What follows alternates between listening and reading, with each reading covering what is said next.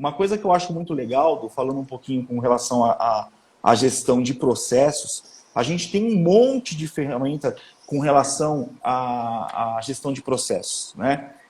Para você justamente fazer esse mapeamento que você falou, pô, qual é a área da minha oficina, qual é a área do meu negócio que está falhando, qual é a engrenagem que não está funcionando, quem é que está atrasando o funcionamento do motor ou que está fazendo esse motor falhar, né? Falando, né, aí, paralelamente, acho que são duas coisas que andam bem simultaneamente, essa é a importância de você ter um processo muito bem definido, né?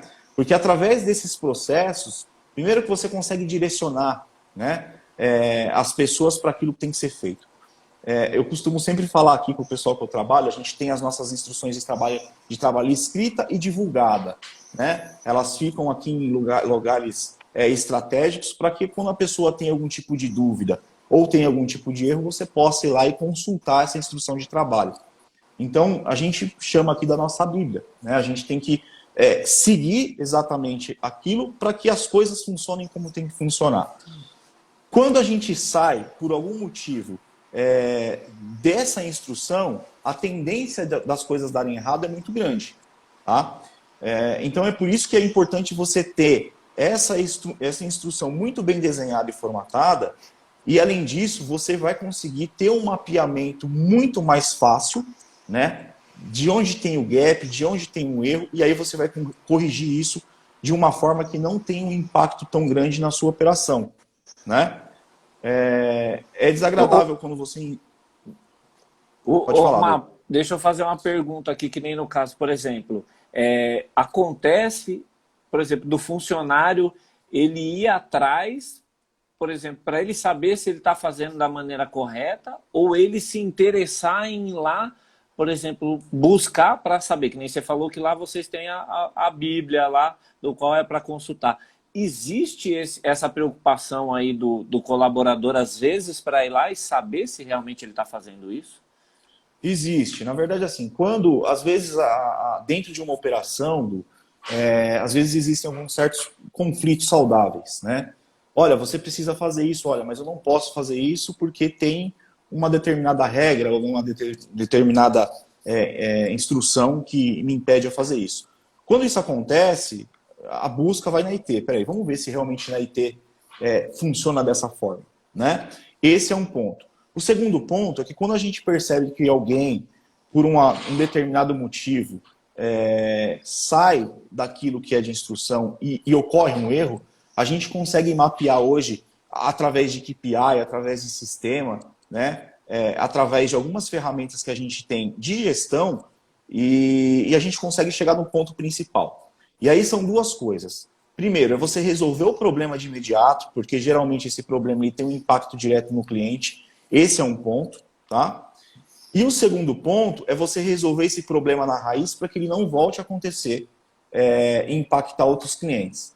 Então, quando isso acontece e a gente percebe que saiu, né, daquilo que é determinado, a gente usa a IT para poder corrigir, né, ou o processo, né, ou o colaborador, ou a gestão, não importa o que seja.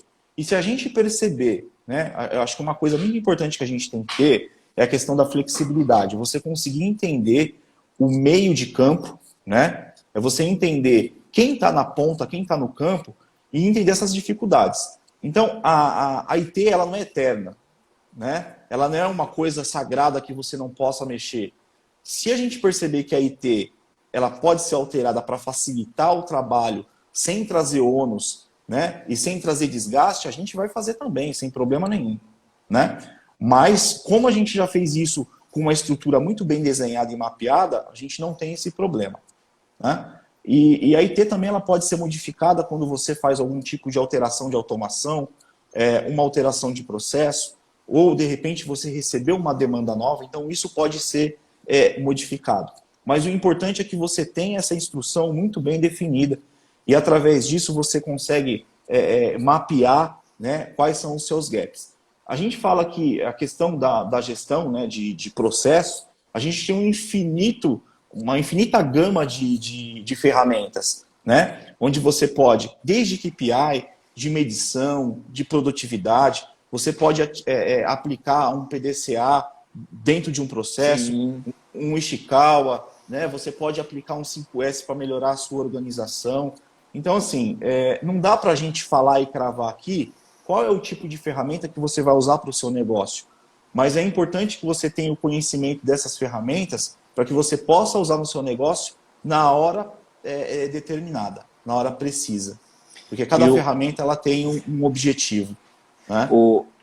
Esses pontos que você citou, Marcelo, é assim, é lógico que é assim, né? O nível, ele tá lá em cima, mas eu já fico pensando na possibilidade para a gente usar para o pequeno e médio dono de oficina. Então, tudo isso que você falou, assim, a gente consegue extrair essas ferramentas, por exemplo, você falou de um PDCA, né? Se a pessoa pode ouvir, nunca ouviu falar de um PDCA, mas quando você começa a fazer uma pesquisa e você começa a traduzir isso, como isso pode ser importante para a sua pequena e média oficina, já vai te ajudar bastante. Foi justamente o grande trabalho que eu tive junto com a Roberta na Tagma, foi traduzir isso para a gente começar a implantar.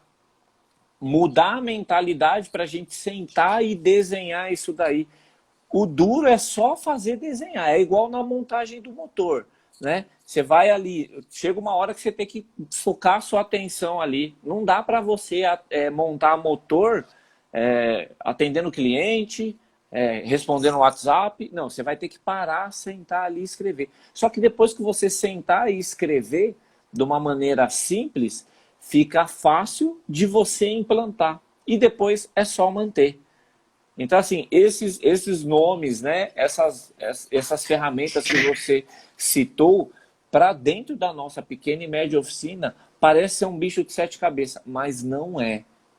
E é incrível como depois que a gente aplica lá, e é bacana isso daí, o lance que você falou dos processos, eu também tenho essa flexibilidade. Se tiver algum colaborador, por exemplo, hoje eu estou com um colaborador que ele trabalhou bastante tempo em concessionária.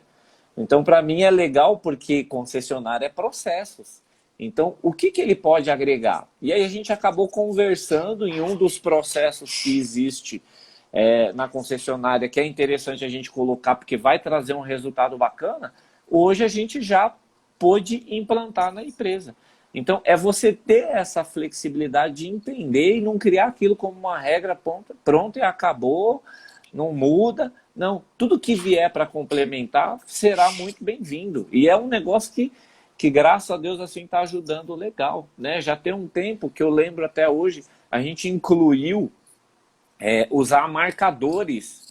Como a gente tem, hoje nós estamos com 4 colaboradores que ficam ali na pista, cada um tem a sua cor para fazer a marcação do parafuso.